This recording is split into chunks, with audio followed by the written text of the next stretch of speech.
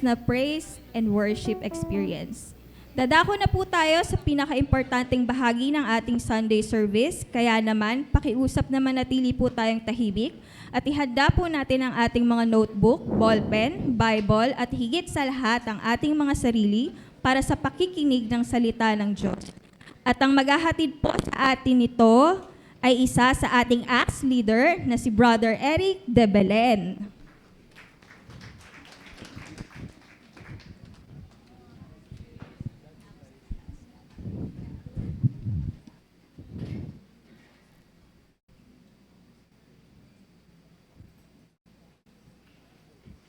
Ayan. Sound check. Sound check. 1, 2, 1, 2, 3. Ayan. Sige po.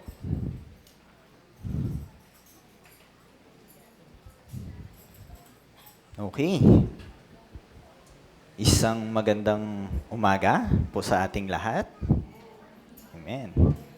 Na-bless po ba tayong lahat sa ating worship? Amen. Amen. Sige po, let us settle down first. Sige, pwedeng pabuhay po ba natin yung lights? Mga ilaw? Ayan. Okay po. So, sa umaga pong ito, ang Bible study po natin ay papamagatan nating Sending Missionaries for Kingdom Expansion. Ayan. So, ano po bang ibig sabihin nito? Sending Missionaries for Kingdom Expansion. Parang medyo mahirap isipin, ano? Pero sige, dahil nakapag-settle down na kayo, can everybody please stand up po muna?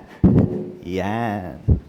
Sige po, basahin po natin yung Genesis 12, verse 1 to 3.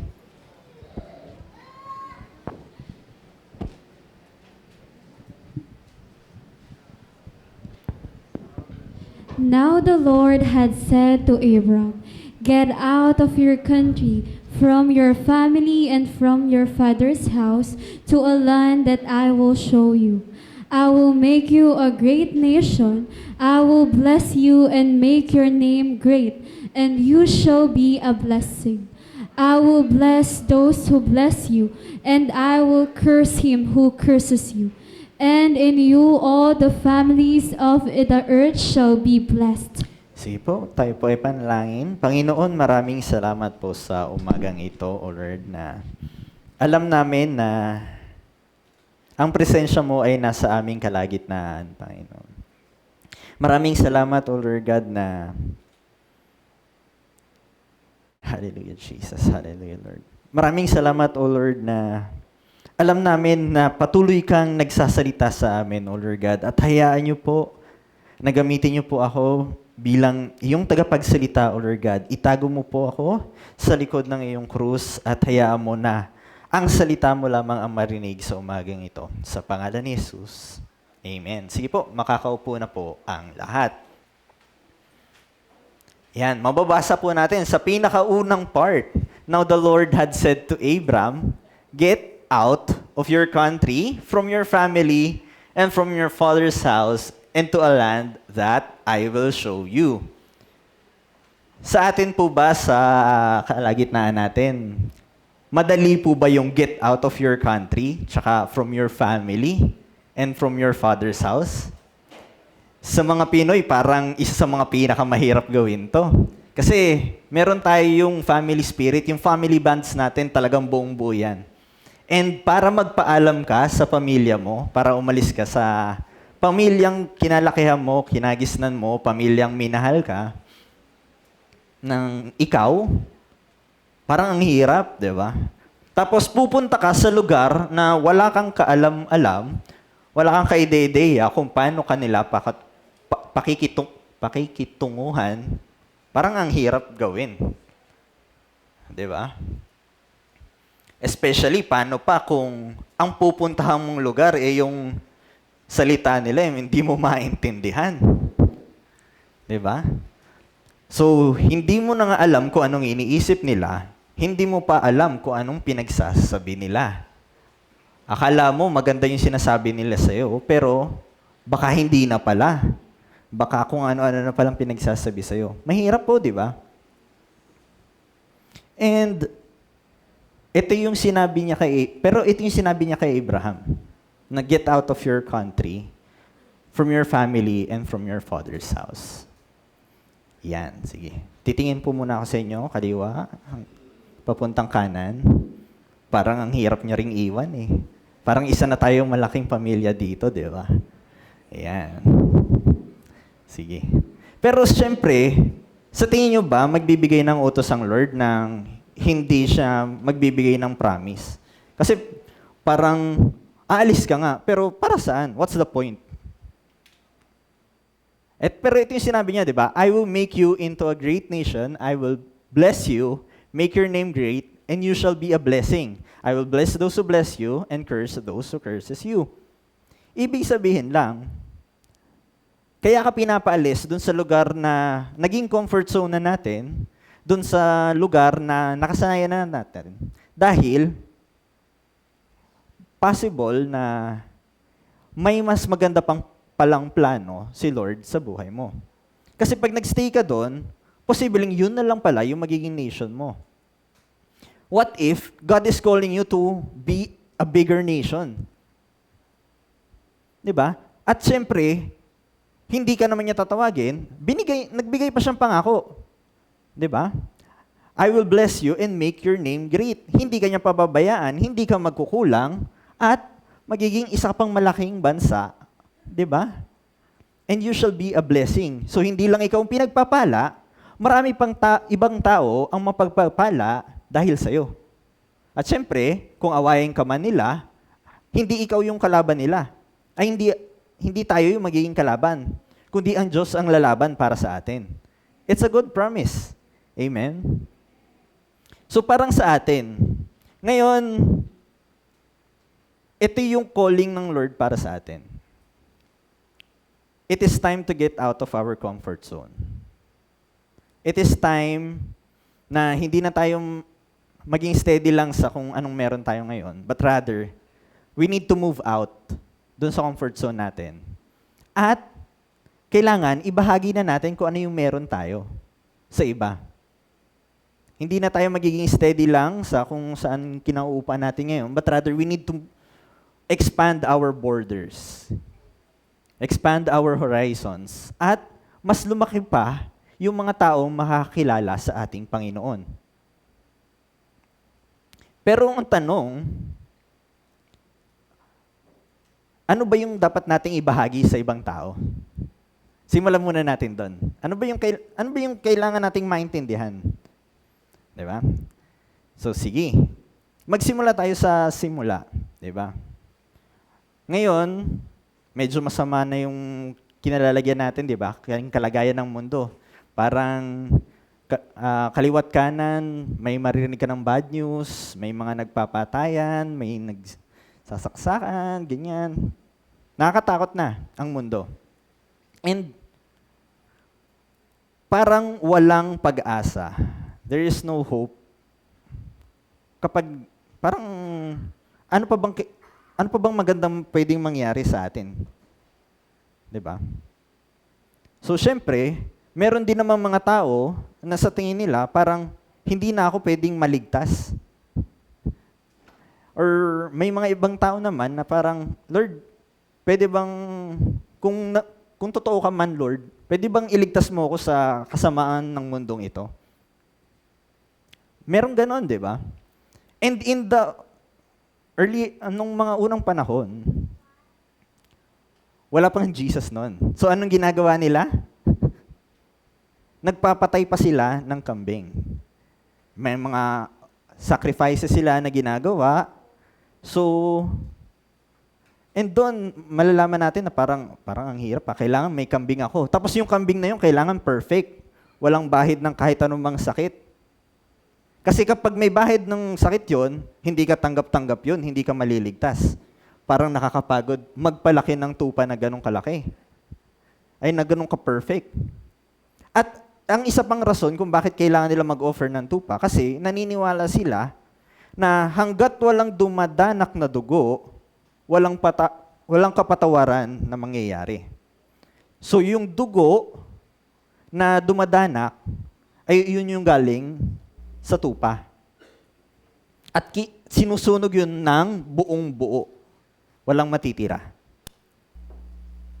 Parang nakakapagod yun, di ba? Parang nakakapagod gawin yun. Alam ko, kada linggo ginagawa yun. Or tama ba? Kada linggo or kada buwan. Pupunta pa sila sa isang high priest, ihahandog nila yung tupa, at yung high priest ang ilalagay sa altar yun at susunugin. Parang nakakapagod gawin yan, no? Sino pa bang gustong gawin yun sa panahong to? Parang ang hirap naman para lang mapatawad ako or para maligtas ako sa mga kasalanan ko. Wala naman siguro, no?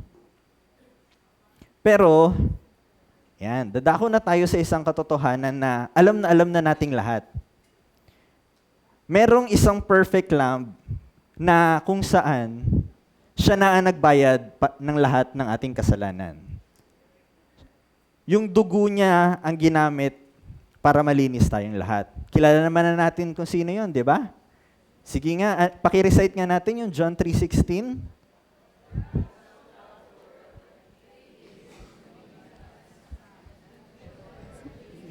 Should not perish but have everlasting life. Parang ang hina po yata, parang di ata kabisado ng lahat. Sige nga, itago nga muna natin yung verse. Tapos tingnan natin kung memorize nyo pa. Sige nga, isa pa ulit, John 3:16. For God so loved the world that He gave His only begotten Son, that whoever believes in Him should not perish but have everlasting life. Iyon. Ganun na lang kabait ang ating Panginoon na ayaw niya nang gawin natin yun.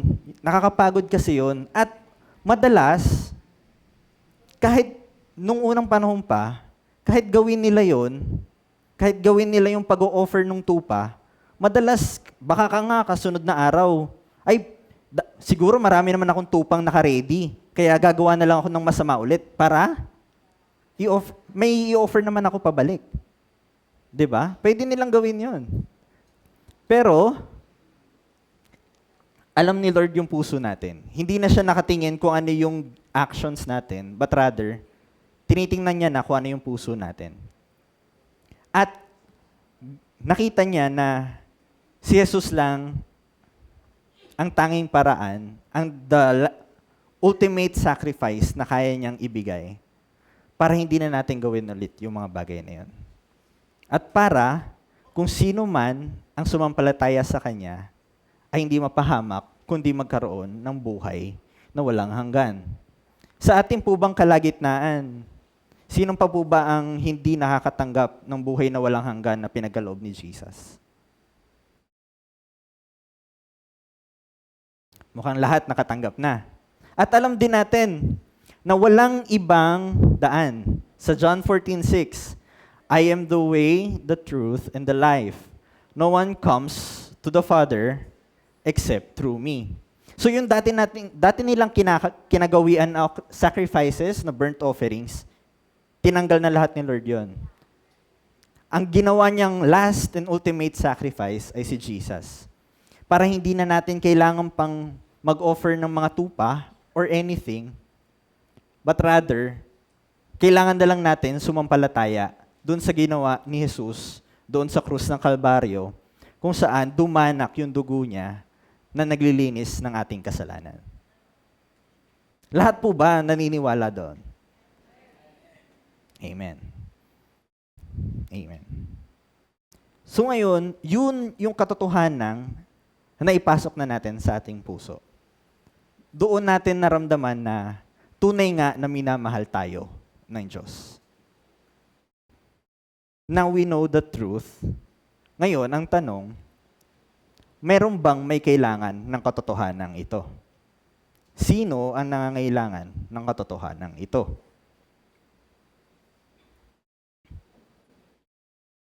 Ayan. Meron ba nakakalam? Sinong nangangailangan ng katotohanan ito?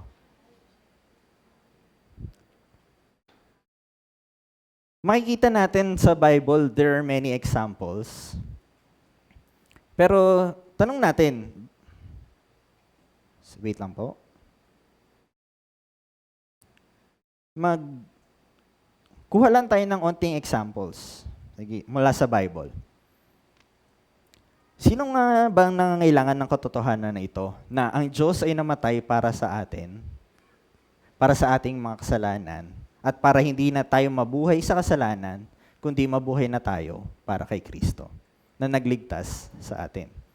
Ayan. Kahapon, nagkaroon kami ng experience na may share to sa mga nasunugan dito sa may sukat. And dito mo makikita na maraming taong may kailangan. At handa nang tumanggap. Ang kailangan lang, sino kaya? Pero sige, sino nga ba yung nangangailangan ng truth na ito? Is it the poor people lang ba? So makikita natin, there are examples na kung saan may mga taong gustong lumapit sa Panginoon.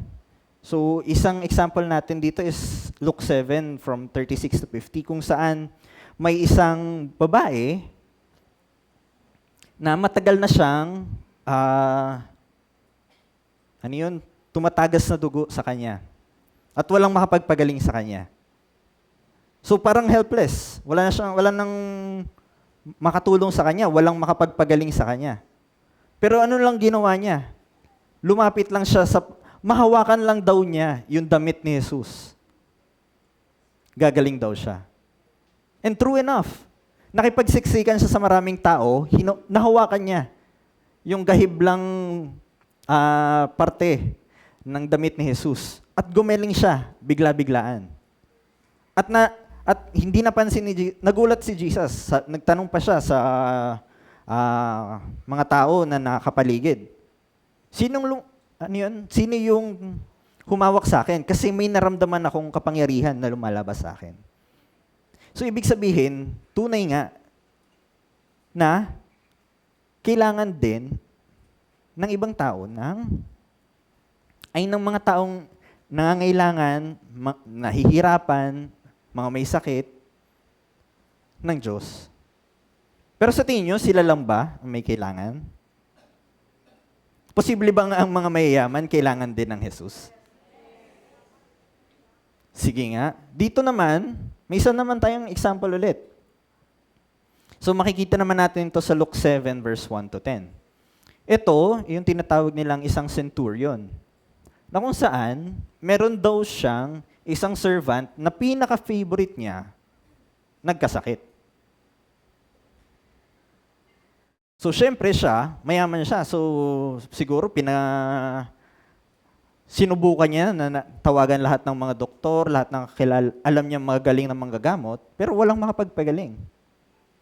So, anong ginawa niya? May narinig siyang usap-usapan. Uy, parating daw si Jesus. Kaya daw niya magpagaling ng sakit. So, ngayon, iniwan niya yung servant niya, pinuntahan niya kung nasan si Jesus nung time na yun. Sabi niya, Lord, pwede po ba kayong pumunta sa aking bahay para lang mapagaling yung yung servant ko? Pero bago pa sila makauwi,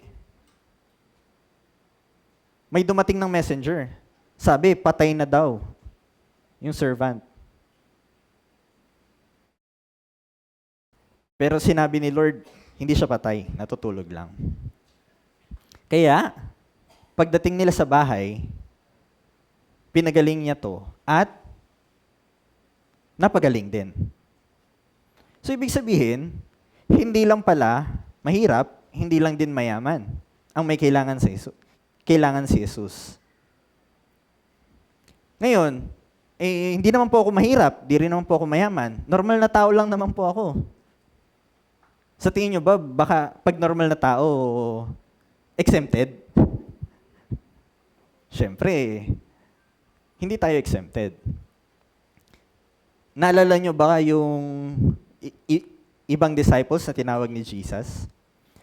Ang isa sa mga tinawag niya, si Matthew, na kung saan nakita na si Matthew ay isang tax collector. Ano lang ang sinabi niya kay Matthew? Follow me. Right there and then, tumayo si Matthew, umalis, at sumunod kay Jesus. Sino pa?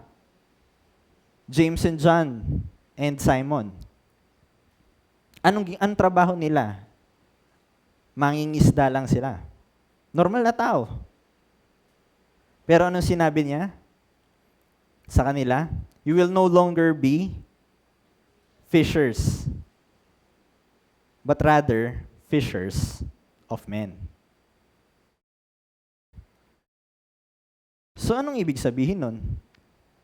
Ibig sabihin, hindi lahat exempted. Bawat isa sa atin, hindi lang tayong nasa loob na to, marami pang tao sa labas ang nangangailangan kay Jesus. Maraming tao ang nangangailangan ng pag-ibig, ng kagalingan, ng kalakasan, ng katalinuhan na nagmumula kay Jesus. Ngayon, alam na natin, maraming nangangailangan. Ngayon, sino magpapakilala sa kanila? Ang problema, alam na natin na matagal nang namatay si Jesus. Ngayon, sino na lang ang tutulong sa kanila? Kaya, meron tayong disciples. Kaya, isinend out niya yung kanyang disciples. Makikita natin to sa Luke 9, verse 1 to 6. Sige po, tayo po tayo. Basahin nga po natin yung Luke 9, verse 1 to 6. Then he called his 12 disciples together and gave them power and authority over all demons and to cure diseases. He sent them to preach the kingdom of God and to heal the sick. And he said to them, "Take nothing for the journey, neither staffs, nor bag, nor bread, nor money, and do not have 2 tunics apiece. Whatever house you enter, stay there, and from there depart.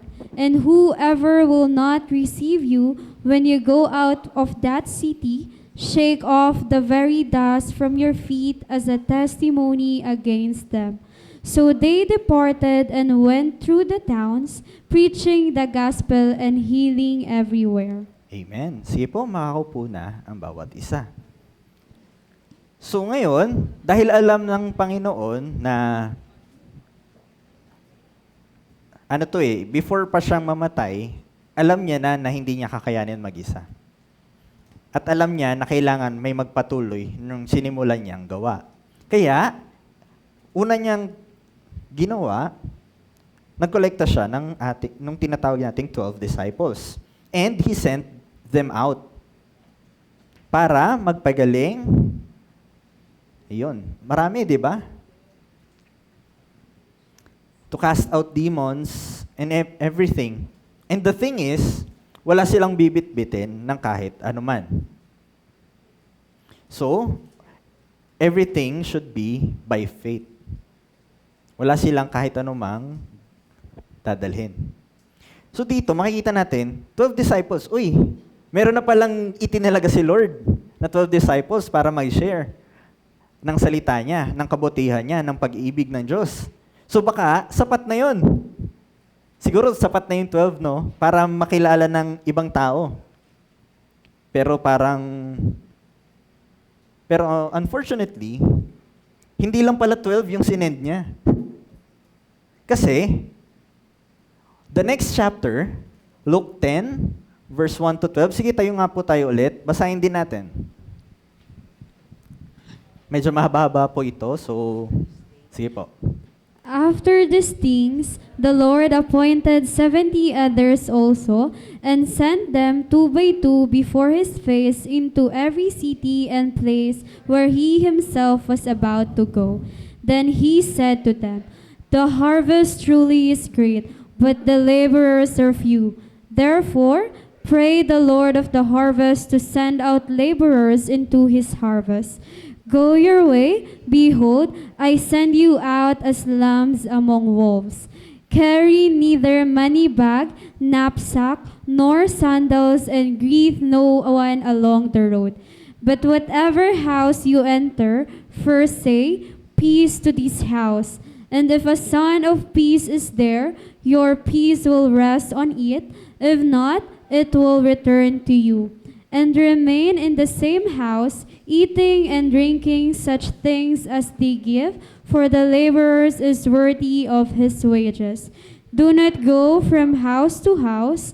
Whatever city you enter and they receive you, eat such things as set before you, and heal the sick there, and say to them, The kingdom of God has come near to you. But whatever city you enter, and they do not receive you, go out into its streets and say, The very dust of your city which clings to us, we wipe off against you. Nevertheless, know this, that the kingdom of God has come near you.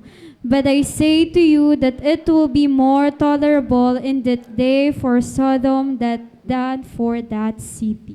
Amen. Sige po, makakapo na ang bawat isa.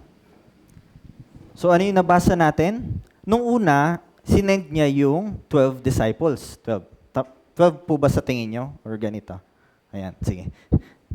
So, unang sinend niya, 12 disciples para ipamahagi, to heal the sick, cast out demons, and to share the gospel. Pero, hindi pala natatapos sa 12 disciples lang. Nagkaroon pa ng another 70 disciples na kung saan, sa tingin nyo ba iba yung pinagawa sa kanila? Doon sa 70, doon sa 12? Hindi, di ba? It is the same. It is the same. So anong ibig sabihin yan? Hindi pala natatapos doon sa mga personal na nakilala si Jesus, but rather, it spreads out. As long as naranasan mo yung pag-ibig ng Diyos sa puso mo, sa'yo, ganun rin pala ang gustong ipagawa ni Jesus sa atin. So, hindi lang pala sa disciples na personal niyang tinuruan, but rather, there will be more people na na-receive siya, na sumampalataya sa Kanya, and that will be the commission as well. To go out of the city, go out to the city, carrying nothing, casting out demons, healing the sick, and sharing the gospel. So hindi lang natatapos din dito sa 70 na yon. And I believe, right now, yun din ang gustong sabihin sa inyo ng Panginoon. Hindi lang sapat na nasa inyo lang yung pag-ibig ng Diyos. Because there are people out there that needs Jesus also. Hindi lang niya ito itinalaga sa disciples. But rather, itinalaga niya ito sa bawat isa na naka-experience kung ano yung pagmamahal ng Diyos sa kanila. Meron po ba sa atin dito na hindi nakaranas ng pagmamahal ng Diyos? Ng pagmamahal ni Jesus?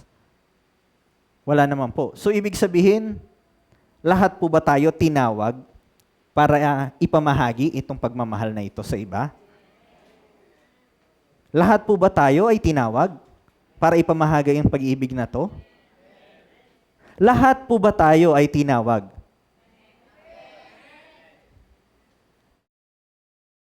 Kayo po nagsabi niyan. And it is not for me, but for the Lord. Amen. Pero may warning lang. Onting warning lang. Ang title natin is Sending Missionaries. Ayan, sige. So, sige. May onting warning lang. Kapag sumunod ka sa Panginoon, there will be trials. There will be problems that you will have to face. Sige nga po, tayo po tayo. Alam ko po na ilagay ko po yan. Basahin po natin yung Luke 9:57 to 62.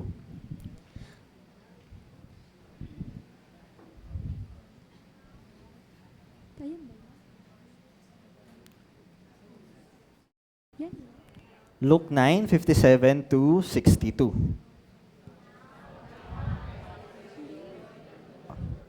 That's some. I will follow you wherever you go. And Jesus said to him, Foxes have holes and birds of the air have nests, but the Son of Man has nowhere to lay his head. Then he said to another, Follow me. But he said, Lord, let me first go and bury my father. Jesus said to him, Let the dead bury their own dead, but you go and preach the kingdom of God. And another also said, Lord, I will follow you, but let me first go and bid them farewell who are at my house. But Jesus said to him, No one, having put his hand to the plow and looking back, is fit for the kingdom of God. Amen. Sige po, makakaupo na po tayo. So ito, simple lang ang gustong sabihin ni Lord dito sa mga verses na to. Kapag sinabi mo kay Jesus, sa ating Panginoon, Lord, I will follow you wherever you go, wala nang talikuran. Wala nang kaliwa, wala nang kanan, kundi diretso. Focus sa goal. And when you focus on that goal, marami kang kailangang iwan, maraming masasaktan, maraming hindi makakaintindi kung bakit ginagawa mo yun. And that will cause you some problems, some misunderstandings, or even aalis ka talaga or hihiwalay ka talaga sa kanila. Yes, it will be very difficult. Yes, medyo masasaktan talaga yung puso mo. But that will be the cost of following Jesus. Hindi na kasi ang will mo ang masusunod sa puso mo. But rather, it will be the will of the Lord ang manghahari sa puso mo. And what is the will of the Lord? Ang makasama niya tayo doon sa langit. Pero I believe na yung mga taong maiiwan mo or makakasakit sa'yo, or even yung mga taong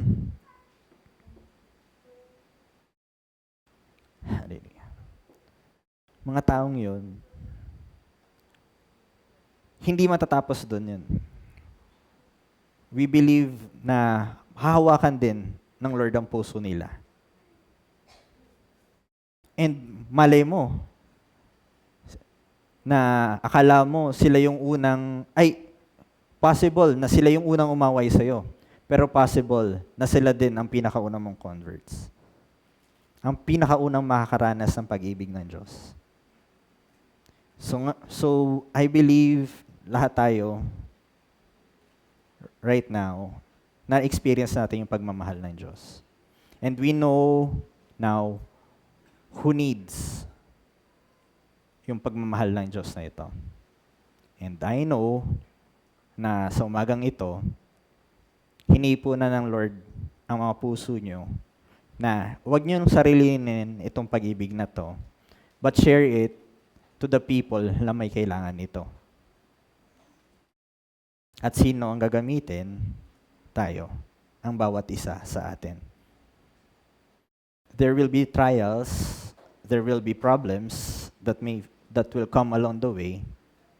But katulad nung pinramis niya kay Abraham, I will bless you and I will make your name great. Hindi tayo pababayaan ng Diyos at magiging sapat-sapat ang lahat ng pangailangan natin as long as we continue to do the work of the Lord. Kaya ngayon po, ito po yung magiging challenge natin. Nabasa po natin sa Luke 10 verse 2. The harvest is truly great, but the laborers are few. So kahapon, parang ganun yung nangyari sa amin. Nung bumisita kami sa nasunugan dito sa may Barangay Sukat.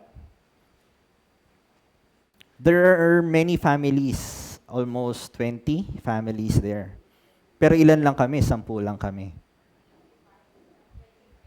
25 families. There are 25 families, pero ilan lang kaming nakapunta doon? 10 lang kami. The harvest is great, but the laborers are few. Will you choose to be His laborer? Will you choose to follow Jesus? Will you choose to share the love of God doon sa mga taong nangangailangan na ito? If that is your choice, if you choose to say yes, please stand up. Please stand up.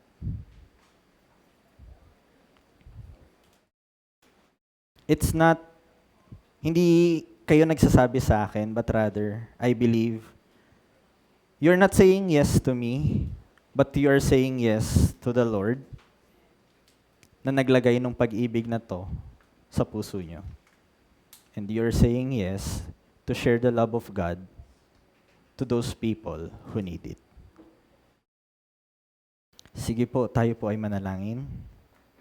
Hallelujah, Jesus. Hallelujah, Lord. Hallelujah, Jesus. Hallelujah, Lord. Panginoon, maraming salamat, O Lord God, sa pag-ibig mo, Lord God, na ibinigay mo si Jesus bilang the ultimate sacrifice. Maraming salamat na hindi mo na ipinatuloy, O Lord God, the offering of the Lamb, but you have given us Jesus, O Lord God, na as long as we believe in Him, as long as we follow Him, we will be saved and we will have everlasting life. Maraming salamat, Panginoon. And right now, in this very moment, Lord, I pray, bilang isa sa nakatanggap ng pag-ibig mo, give me the strength, give me the courage na ipamahagi din ang pag-ibig na to sa iba. Huwag mong hayaan na sa sarili namin itong pag-ibig na to. But Lord, we want to be able to spread it out. Na maranasan din ng iba yung kagalakan, the joy, the peace na kaya mong ibigay sa amin, O Lord God. And Lord, right now, I pray, Lord, use me. Give me the words to speak, O Lord God. Lord, guide me sa mga strategy na pwede kong gamitin, O Lord God. To the possible ways, O Lord God, to reach out to other people, O Lord God. Lord, even use yung talents na meron kami, O Lord God. Maybe pwedeng ito sa aming pananalita, sa aming pagkanta, sa aming pagsayaw, or any other talent na meron kami, O Lord God. For we believe na yung talent na ipinagkaloob mo sa akin will be used for the expansion of your kingdom.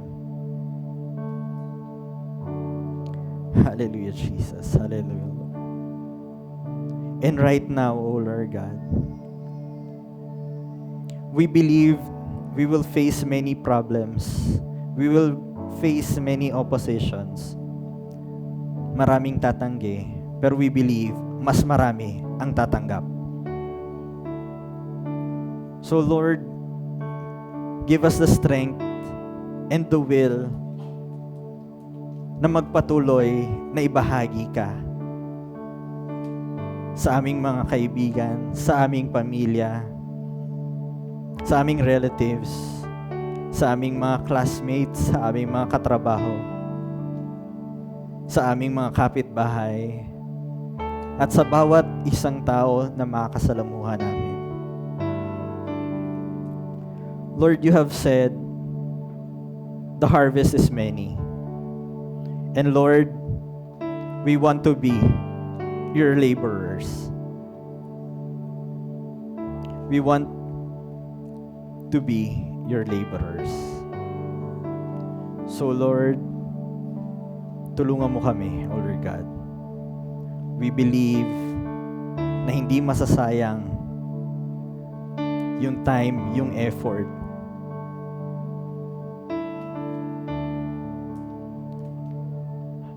na ibibigay namin for expanding your kingdom here on earth. And Lord, we also pray na ngayon pa lamang ay palambutin mo na, O Lord God, yung puso ng bawat isang tao na gusto mo naming ma-sharean ng iyong gospel. All this we pray in Jesus' name. Amen.